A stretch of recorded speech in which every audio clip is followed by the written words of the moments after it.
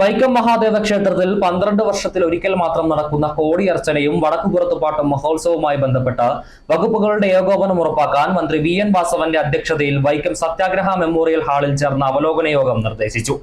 ചടങ്ങുകൾ വിവിധ സർക്കാർ വകുപ്പുകളുടെയും വടക്കുപുറത്തുപാട്ട് കമ്മിറ്റിയുടെയും ക്ഷേത്ര ഭാരവാഹികളുടെയും ഒത്തൊരുമിച്ച പ്രവർത്തനത്തിലൂടെ പിഴവുകളില്ലാതെ നടത്തണമെന്ന് ദേവസ്വം മന്ത്രി ആവശ്യപ്പെട്ടു. മാർച്ച് 17 മുതൽ ഏപ്രിൽ 13 വരെയാണ് മഹോത്സവം. വകുപ്പുകളുടെ ഏകോപനത്തിന് റവന്യൂ വകുപ്പിന്റെ നേതൃത്വത്തിൽ ക്ഷേത്ര പരിസരത്ത് കൺട്രോൾ റൂം പ്രവർത്തിക്കും. ക്ഷേത്ര പരിസരത്തും സമീപ റോഡുകളിലും കൂടുതൽ CCTV ക്യാമറകൾ സ്ഥാപിക്കും. കൂടുതൽ പോലീസ് സേനയെ നിയോഗിക്കും. 1 മാസത്തോളം നീണ്ടു നിൽക്കുന്ന ചടങ്ങായതിനാൽ ട്രാഫിക് സംവിധാനവും ജനക്കൂട്ടം നിയന്ത്രിക്കാനും പ്രത്യേക സംവിധാനം ഒരുക്കണം.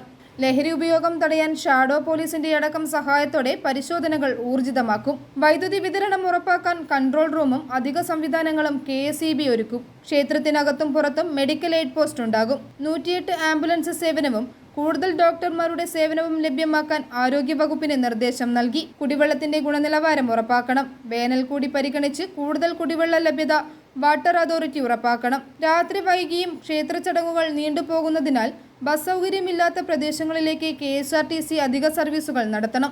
ആലപ്പുഴ, ചേർത്തല ഭാഗങ്ങളിൽ നിന്ന് കൂടുതൽ ഭക്തർ എത്തുന്നതിനാൽ ജലഗതാഗത സൗകര്യവും കൂടുതൽ മെച്ചപ്പെടുത്തണം. ആരോഗ്യവകുപ്പും ഭക്ഷ്യസുരക്ഷാ വകുപ്പും അളവ് തൂക്ക വിഭാഗവും ചേർന്ന് ഭക്ഷണശാലകളിൽ പരിശോധന നടത്തും. നഗരസഭ ശുചിത്വ മിഷനുമായി കൂടിച്ചേർന്ന് മാലിന്യ സംസ്കരണത്തിനുള്ള പദ്ധതി തയ്യാറാക്കണമെന്നും മന്ത്രി നിർദ്ദേശിച്ചു.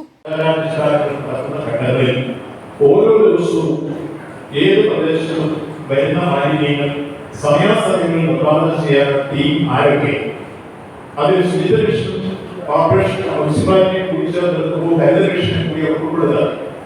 അതിൽ ഹരിതസേനയെ കൂടി ഹരിതസേനയെ കൂടി ഉൾപ്പെടുത്തുമ്പോൾ അതിൽ എത്ര പേര് ഏത് ഭാഗത്ത് എങ്ങനെയെന്നത് വിന്യസിക്കുകയും അവരുടെ ഡ്യൂട്ടി എത്ര മണിക്കൂർ തീരുമാനിച്ച് അവർ കൃത്യമായി സൗകര്യം ചെയ്തു കൊടുക്കുകയും അവർക്ക് ആവശ്യമായ വാഹന സൗകര്യങ്ങൾ പ്രൊവൈഡ് ചെയ്ത് കൊടുക്കുകയും ചെയ്തിട്ടുള്ള ഒരു ആക്ഷൻ പ്ലാൻ ഉണ്ടാവും.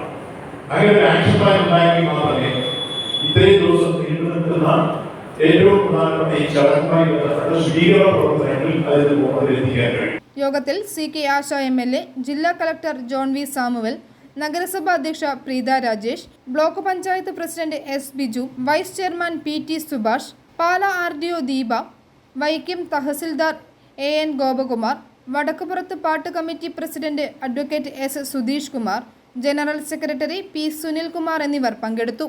i4 news, Vaikom.